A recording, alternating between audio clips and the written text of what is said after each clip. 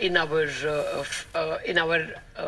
delirious happiness that next year we are going to have a 15% nominal growth and 12% real GDP growth, we forgot that there could be another surge of cases. But let's discuss that with the expert. Joining us now is Mihir Vora, Director and Chief Investment Officer, Max Life Insurance. Mihir, thank you very much indeed for joining us. Do you think that at the moment you don't have to be in a hurry to buy? There are too many headwinds for the markets? Hi Latha, always a pleasure. Yes, headwinds not only in terms of the bond yields that you and Prashant just talked about, but also in the sense that we were at all-time highs. We are even now, after losing 3-4%, still close to all-time highs. So valuations have run up a bit ahead, and it was anyway a good time for the markets to consolidate. And the global developments probably are giving that opportunity for the markets to kind of take a breather and digest all this euphoria, especially after the budget that we saw. Yeah, you're right that on the budget week we celebrated so much that perhaps we are giving back a bit at this point in time. Mihir, let me just play out to you the Accenture numbers. We were hoping that at least on Friday the Accenture numbers will elate the street. But first, let's hear out. Usually the Indian IT companies mirror what Accenture does. Mugdha Warrior, my colleague from Bangalore, is joining us with the key highlights from the Accenture numbers. Well, Accenture has reported a strong quarter and has raised its guidance for the fiscal, and this definitely bodes well for the Indian IT sector. Now, in Q2, Accenture saw revenues of $12.1 billion, which is approximately $140 million higher than the company's own guided range. The company saw new bookings at a record $16 billion in the quarter, a 13% year-on-year jump. Accenture has raised its revenue guidance for the fiscal to 6.5 to 8.5%, up from the earlier guidance of 4 to 6%, and it has also raised its operating margin guidance to 15 to 15.1%, up from 14.8 to 15%. The company is seeing strong growth in cloud and security, and CEO Julie Sweet said that the company has returned to overall pre-pandemic growth ahead of expectations and that they continue to take market share faster than before the pandemic. Now, analysts say that there is no high correlation between Accenture and the Indian IT sector, but the results definitely reflect a strong demand environment for the IT sector, points to a positive momentum for the Indian IT sector as well.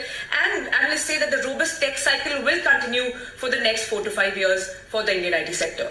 Oops, 4 to 5 years. Mugdha, thank you very much for that. Mihir, where do you stand on IT stocks? Are you going to pile up more on them after what you heard from Accenture?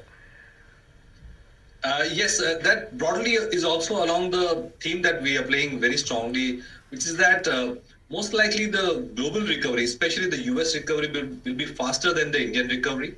So domestic recovery probably may lag the global recovery because of the sheer size of the fiscal and monetary stimulus that the US has done and continues to do so. We are already kind of, at the peak of our intervention as far as the stimulus, etc. are concerned.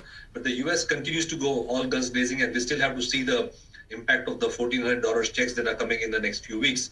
So to that extent, at least in the short term, the next few quarters, we might continue to see the US doing relatively better, and IT is one very good, IT services especially, is a good place to play.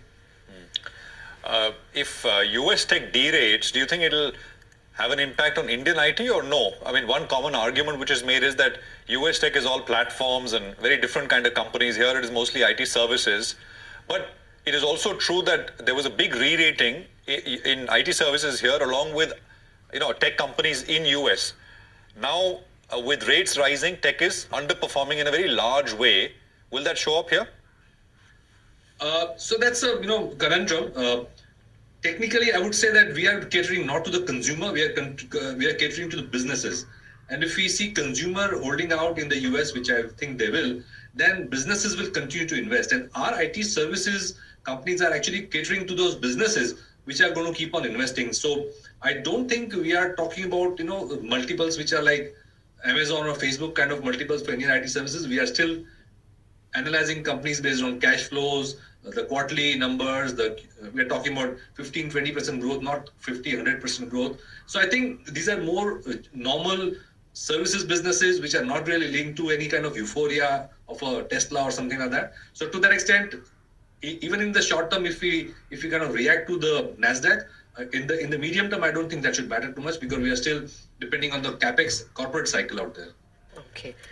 Well, absolutely, because this week and this month, despite Nifty not doing too well, we've had a bunch of mid-cap IT companies and even large ones doing much better. Mihir, we want to ask you about the IPO market, which was on fire this week. Agam Vakil is first here to tell us all the details that we should know, and then we are coming to you, Mihir. Agam? Well, it was a big week for IPOs, and about 6 of them went up for subscription this week.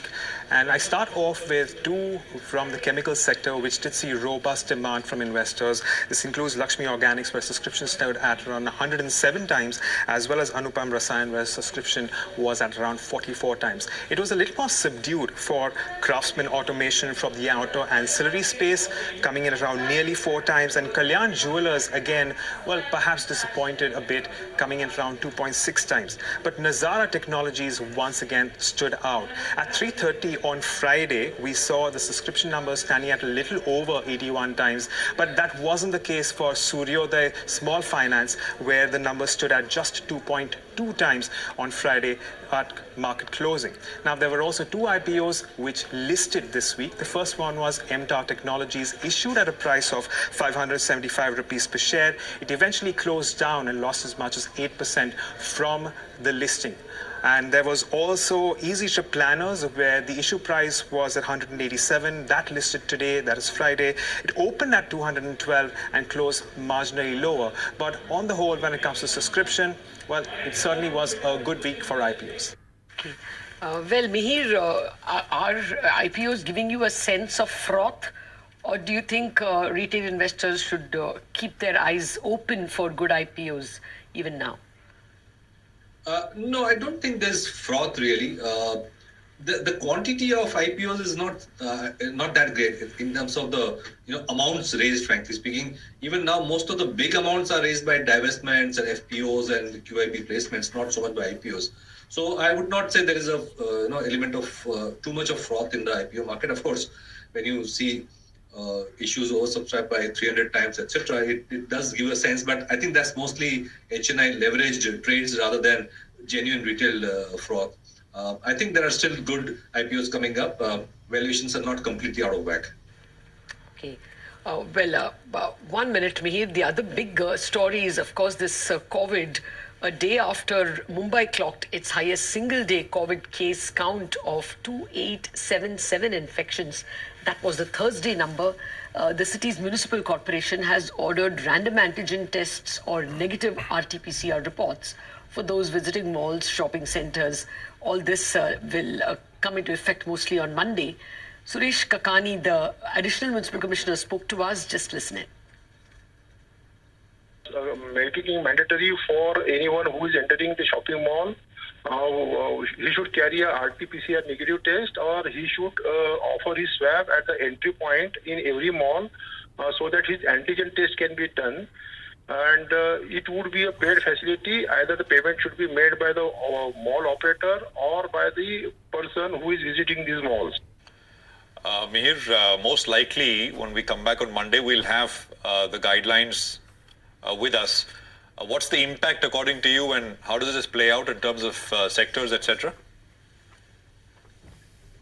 So I'm just hoping that it doesn't come to a lockdown. That's not a situation that we want to be in.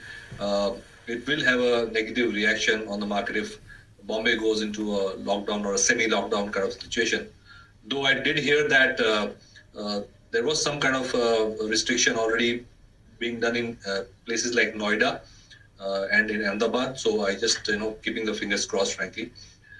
In terms of sectors, you might just see a bit of a move towards defensives if the pattern of last time is to be repeated on a smaller fashion where you saw a bit of stocking up on some of the consumable items, etc. All right. Yeah, so maybe the safe trade will play once again, the IT, pharma and the FMCG. You shouldn't be surprised, right? Okay, Mihir, have a great weekend. Thank you very much for being with us. Thank you so much. Always a pleasure. We are going to have a break, and then thereafter we are going to get a technical check on the markets with Jay Bala from Cash the Chaos. Let's also leave you with some of the big opinion we got from global experts